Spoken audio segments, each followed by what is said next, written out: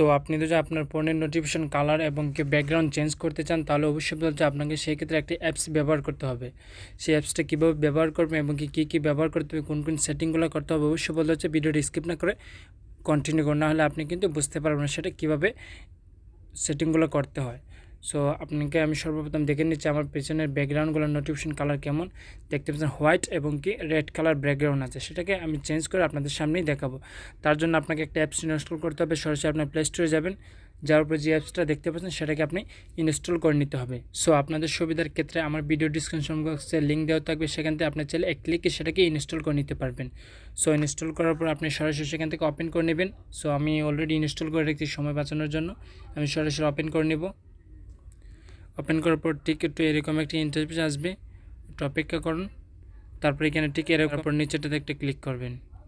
তারপর এখান থেকে দেখতে পাচ্ছেন তিনটে অপশন আছে, ঠিক আছে। তিনটা অপশনকে আপনাকে অ্যালাউ করে দিতে হবে। প্রথম যে অপশনটা সেটাতে একটা টিক চিহ্ন দেব, তারপর এখানে অ্যালাউ ক্লিক করব। তারপর 2 নম্বরটা দিয়ে এখান থেকে কিছু সেটিং পারমিশন যাবে, সেটাকে ইনস্টল করে দিতে হবে। বলতে হচ্ছে আমি যেহেতু স্যামসাং ফোন ব্যবহার করছি, আপনাকে এখানে বিভিন্ন ধরনের সেটিংগুলো মানে শো করতে পারে। আপনি কী করবেন, ইনস্টল অ্যাপস যে অপশন থাকবে সেখানে ক্লিক করে আপনি যে অ্যাপসটাকে ইনস্টল করতে সেটার পারমিশন অ্যালাউ করে দিবেন। অ্যালাউ করে দেওয়ার পর আপনি ব্যাক যাবেন, আবার একটা ব্যাক দিবেন। তারপর নিচে নোটিফিকেশন যে অপশন আছে সেটাতে একটা ক্লিক করবেন।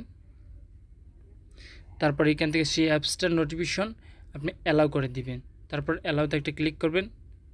তারপর একটু দেখতে পাচ্ছেন এখানে কিন্তু আমাদের এই অ্যাপসটা কিন্তু ওপেন হয়ে গেছে। যেহেতু আমরা কালার চেঞ্জ করব, ব্যাকগ্রাউন্ড এবং নোটিফিকেশন কালার চেঞ্জ করব, সেখানে একটা কালার চেঞ্জ মানে ক্লিক করব। ক্লিক করার পর অ্যাড আসতে পারে, অবশ্যই বলতে এখান থেকে ক্লোজ করে দিবেন।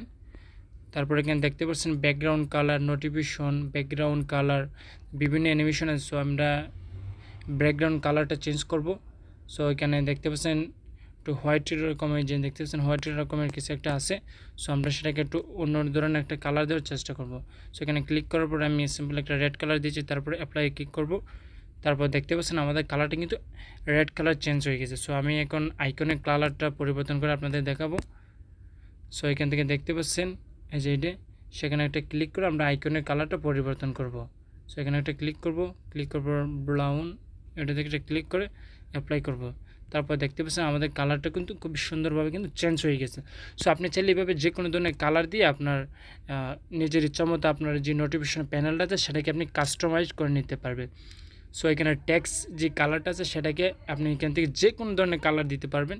সো আমি এই কালারটা দিয়ে আপনাদের জাস্ট আপনার দেখানোর উদ্দেশ্যে অ্যাপ্লাই ক্লিক করব। তারপর দেখতে পাচ্ছেন এখানে আমাদের যে কালারগুলো আছে সেগুলো কিন্তু চেঞ্জ হয়ে গেছে। সো এইভাবে চাইলে কিন্তু আপনার পছন্দের যে কোনো ধরনের কালার আপনি সেখানে সিলেক্ট করে নিতে পারবেন। সো থেকে আপনি আপনার ইচ্ছা মতো দেখতে পাচ্ছেন খুব সুন্দরভাবে কিংবা আনকমন স্টাইলিশভাবে আপনি এইভাবে সুন্দরভাবে ব্যবহার করে নিতে পারবেন। সো অবশ্যই বলতে যে আপনার বন্ধুবান্ধব যে কোনো কেউ যদি দেখে তারা সবাই অবাক হয়ে যাবে, যে ভাববে যে আপনি সেটা কীভাবে অ্যাক্টিভ করলেন। সো আশা করি সবাই ভালো থাকবেন, আর ইন্টারেস্টিং এবং আনকমন ভিডিও পেতে অবশ্যই আমাদের চ্যানেলটি সাবস্ক্রাইব করবেন, পাশে থেকে বেল আইকনটি বাজিয়ে দেবেন পরবর্তী ভিডিও পাওয়ার জন্য। ভিডিওটা ভালো লাগলে একটা লাইক করবেন, কমেন্ট করে আপনার মতামত জানাবেন যে আপনি কোনটা থেকে দেখছেন আমাদের ভিডিওটি।